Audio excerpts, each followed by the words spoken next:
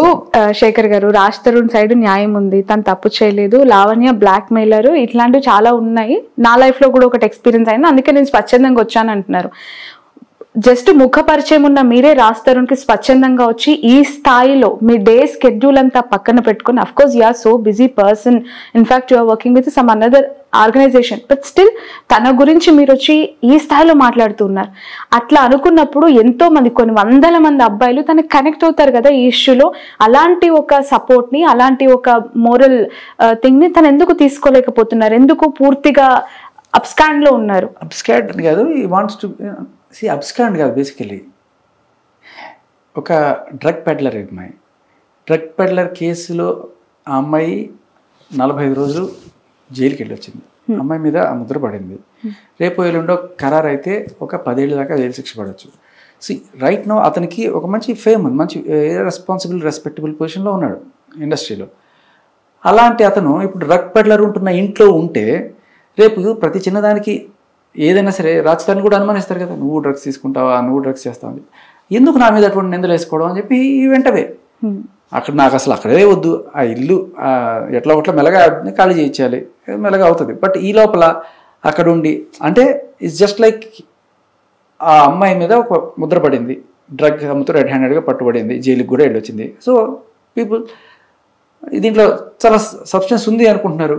But Raj Tarun ఇంకా అక్కడే ఉంటే రాజ్ తరుణ్ కూడా అదే రకంగా డ్రగ్స్ ముఠాతో రాజ్ తరుణ్కు మక్కు ఇలాంటివన్నీ కూడా రాసుకోవచ్చు మనం.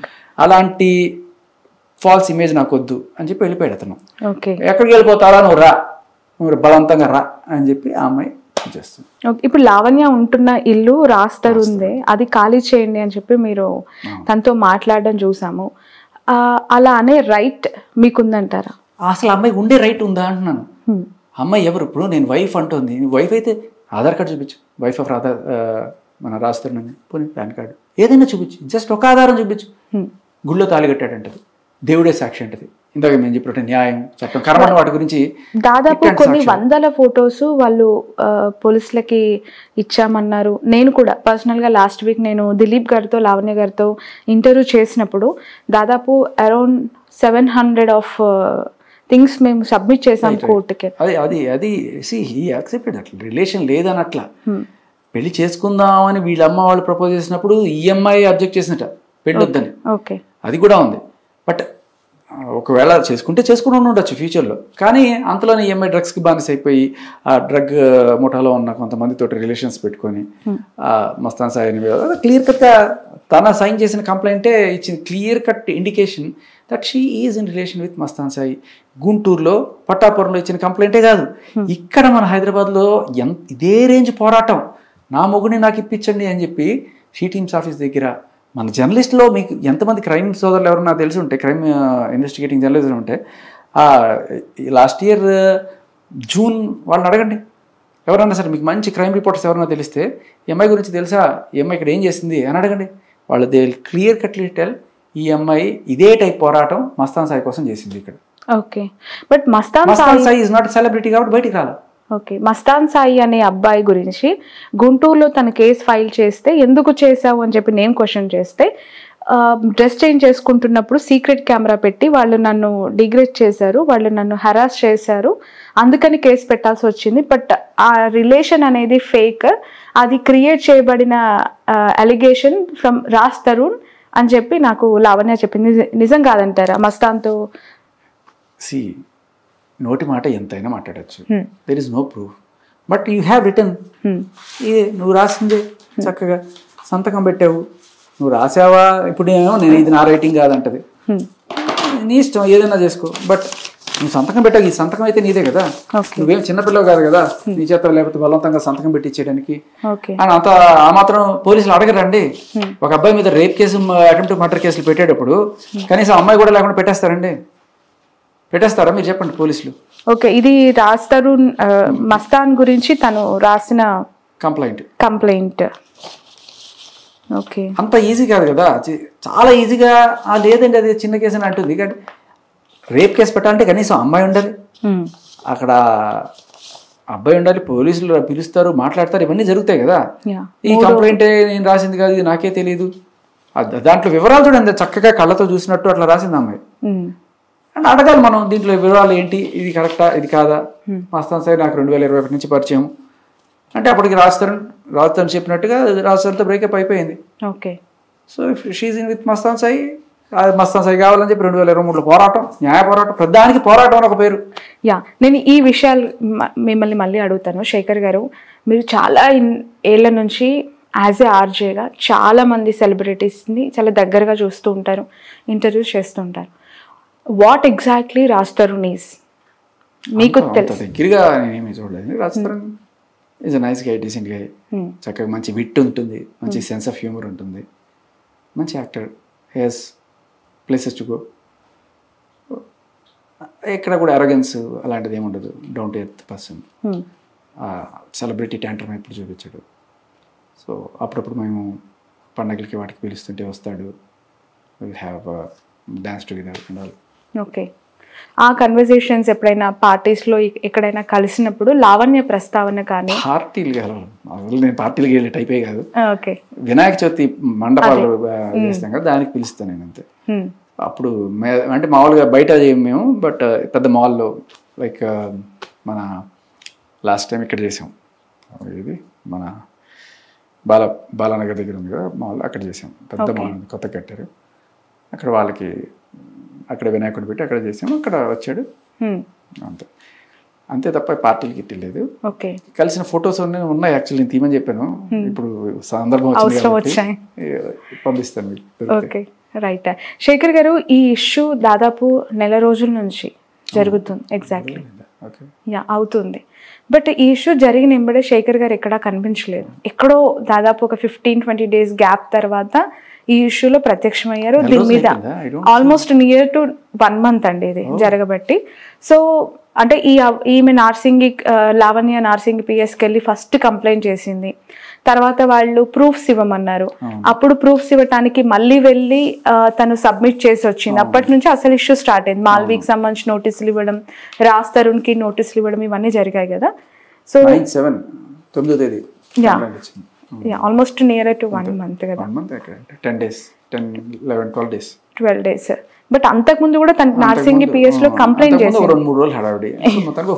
15-20 days అవుతుంది కదా. సో ఈ ఇష్యూలో స్టార్టింగ్ నుంచి మీరు ఎందుకు రియాక్ట్ కాలేదు అనేది మీ ఇంటర్వ్యూస్ కింద చాలా మంది చేస్తున్న క్వశ్చన్ ఫస్ట్ థింగ్. అయితే సెకండ్ థింగ్ ఏంటంటే, ఎక్కడో ఉండే శేఖర్ భాష, వినిపించే శేఖర్ భాష కనిపించడం కోసం ఈ ఇష్యూని భుజానికి ఎత్తుకున్నారు అనే వాళ్ళకి మీరిచ్చే ఆన్సర్ ఏంటి? అంటే ఒక ఫేమ్ ని కోరుకున్నారు, ఇష్యూ ద్వారా మైలేజ్ ని కోరుకుంటున్నారు. అసలు శేఖర్ భాషకి ఇప్పుడు మీరు అన్నారు రాజ్ తరుణ్ ఫ్రెండ్ కాదు, లావణ్య అన్నోన్, దిలీప్ సుంకర అసలు తెలియని వ్యక్తి, ఈ ఇష్యూ ద్వారా మీకు ఎక్కడో ఫోన్ లైన్ లో టచ్ లోకి వచ్చిన వ్యక్తి. బట్ ఎందుకు, దేనికోసం? నేను ఎవరి దగ్గరికి వెళ్ళి నేను ఇంటర్వ్యూ చేయడం అడగట్లేదు. మాది వైరల్ అయిపోయిన తర్వాత అందరూ పిలుస్తున్నారు. అందులోనూ మీలాగా అందరూ నాకు అంటే 18 ఏళ్ళ నుంచి ఇండస్ట్రీలో ఉన్నాం, అందరూ ఫ్రెండ్సే ఉంటారు. సో ఒకళ్ళ తర్వాత ఒకళ్ళు వాళ్ళకి ఇచ్చాము, నాకు ఇవ్వలేదురా అని చెప్పి ఇలా పిలవడం. అండ్ నేను ఇంకోటి ఏంటంటే, నేను కనబడడం కోసం అంటున్నారు కొంతమందికి, అంటే తెలియదేమో. నేను ఒక దాదాపు 7,000 టీవీ లైవ్ షోస్ చేశాను, జెమినీ మ్యూజిక్లో, ఇంకా చాలా 4-5 టీవీ ఛానల్స్లో నేను చాలాసార్లు కనబడ్డాను. ఈ మధ్య కాలంలో కొంచెం ఒక 4-5 ఏళ్ళ నుంచి ఆఫ్టర్ కరోనా నేను టీవీలో కనిపించడం తగ్గించాను. కానీ బట్ ఇప్పుడు కూడా నేను మొన్న కూడా కుమారి ఆంటీని ఇంటర్వ్యూ చేశాను జెమినీ మ్యూజిక్లో. So nothing like that. నేను వెళ్ళి యాంకరింగ్ చేద్దామంటే దే ఆర్ రెడీ. దీనికోసం యూట్యూబ్ ఛానల్లో కనిపించడం కోసం శాటిలైట్ ఛానల్లో తీసేస్తారండి. ఓకే, ఈ మీరు అబ్జర్వ్ చేసిన థింగ్స్ రాజ్ తరుణ్కి సంబంధించి, లావణ్యకి సంబంధించి ఎంటైర్ ఎపిసోడ్లో ఏంటి శేఖర్ గారు? ఎందుకు అని అంటే మీ పర్సెప్షన్, రాజ్ తరుణ్ బాధితుడు, ఈ అమ్మాయి బాధితుంది, మామూలుగా కాదు. సో మీరు ఆ కాన్వర్జేషన్ వింటే అర్థమవుతుంది. దట్స్ ఎ డైలీ అఫైర్ వాళ్ళకి. రోజు అమ్మాయి డ్రగ్స్ తాగుడో, విపరీతమైన హై అయిపోయి నానా బూతులు పెట్టడం, కొట్టడం, అక్కడ ఇంట్లో వాళ్ళకి కాకుండా చుట్టుపక్కల ఇంట్లో వాళ్ళకి కూడా ప్రశాంతత లేకుండా పెంట చేసేయడం, గొడవలు అయిపోవడం. ఆ స్థాయిలో వేధిస్తున్న అమ్మాయితో రాజ్ తరుణ్ 11 yearsగా ఎలా ట్రావెల్ చేశారు? అదే మళ్ళీ చెప్తున్నాం, 3 ఏళ్ళ వరకు కరెక్ట్గా కలిసి ఉన్నారట. ఆవిడ తర్వాత ఉండాల్సి వచ్చిందండి, నేను బలవంతంగా అట్టే పెట్టుకుంది. అంటే అట్టే పెట్టుకోవడం అంటే అప్పుడెప్పుడు నీకు ఏదో హెల్ప్ చేశాను కదా దేంట్లోనో, కాబట్టి నీకు ఆ కృతజ్ఞత లేదా, ఇలాంటి ఎమోషనల్ డైలాగులు వేసింటే, సరే నువ్వు ఉంటే కింద ఉండు, నేను పైన ఉంటాను అన్నట్టుగా వాళ్ళు ఈ అమ్మాయి కిందకి ఆ డ్రగ్ బ్యాచ్లు వాళ్ళని వీళ్ళందరినీ, ఆ డ్రగ్స్ ముఠాలో ఉన్న అందరినీ లైక్ ఆ చింటూ అనేవాడు కానీ ఏవన్ను, ఆ తర్వాత మస్తాన్ సాయిని, ఇంకా వీళ్ళందరినీ తెచ్చుకోవడం రోజు. అంటే రోజు కాకపోతే రోజు ఏదో అప్పుడప్పుడు what ever, but what he said was in the interview చాలా విషయస్ సర్కిల్ అండి, ఇది నేను భరించలేకపోయేవాడిని అని చెప్పి. ఓకే, అంటే మీరు మాట్లాడుతూ ఉన్నప్పుడు చాలా కోపంగా ఉన్న వ్యక్తి ఇంకొక వ్యక్తిపై చేసే ఆరోపణలాగా లావణ్య గురించి మీరు మాట్లాడుతున్నట్టు అనిపిస్తుంది. ఎందుకు లావణ్య పైన పర్సనల్గా మీరు మాట్లాడడం జరిగింది? పాయింట్ ఏంటంటే మీరు నేను చూసింది చూడలా. ఒకసారి మీకు తెలిసింది ఏంటంటే పైపైన చూస్తాను మీరంతా, బట్ ఒకసారి నేను మీడియాలోకి వచ్చిన తర్వాత I been bombarded by information. ఎవరెవరో ఎక్కడెక్కడి నుంచో ఫోన్ చేస్తాను, అన్న మీకు ఇది తెలుసా, మీ అమ్మాయి ఇలా చేస్తుంది. చెప్పండి శేఖర్ గారు, ఎందుకంటే అదేంటంటే పాయింట్లెస్ అండి. అంటే అమ్మాయి పూర్వాశ్రమంలో 100 చేసి ఉండొచ్చు, తర్వాత కూడా ఏమన్నా చేసి ఉండొచ్చు, బట్ పాయింట్ ఏంటంటే అవన్నీ కాదు, నువ్వు తప్పుడు కేసు పెట్టావు. అదే నా పాయింట్. నువ్వు ఏదైనా చేసుకో, నువ్వు అక్రమ సంబంధాలు పెట్టుకో, లేకపోతే ఇంతకుముందు నువ్వు ఏదో ఎఫ్ఐఆర్లు పెట్టుకో, ఏమైనా చేసుకో. డ్రగ్స్ నువ్వు తాగినా కూడా అది నీ కర్మ, నువ్వు అనుభవిస్తావు. కానీ డ్రగ్స్ అమ్మడం అనేది I have an objection. But మిగతావన్నీ అంటే నువ్వు ఏదైనా చేసుకో. నా పాయింట్ అదొకటే కాదు, దానికన్నా పెద్ద తప్పు నీ మహిళ అనే కార్డు వాడి తప్పుడు కేసులు పెట్టడం. అది నా పాయింట్. ఒక మహిళ మిగతావి నేను క్యారెక్టర్ అసాసినేషన్ చేయడానికి అంటే అసలు నా దగ్గర ఉన్న ఇన్ఫర్మేషన్ మీకు చూపిస్తే మీరు కళ్ళు తిరిగి పడిపోయి గిల్లలు కొట్టుకుంటారు. అంత దారుణం. ఆయన నాకు రోజు వస్తుంటే నాకేంటంటే ఒక ఎథిక్స్ దాటి నేను చెప్పలేను అంతే. లిటరల్లీ ఐ మీన్ ఎందుకు లేదు అవన్నీ మళ్ళీ. ఇది చాలు, తప్పుడు కేసు మీద పోరాడుతున్నాను, అది చాలు. ఈ అమ్మాయి ఎలాంటిది, ఏం చేస్తుంది అవన్నీ కూడా సరే.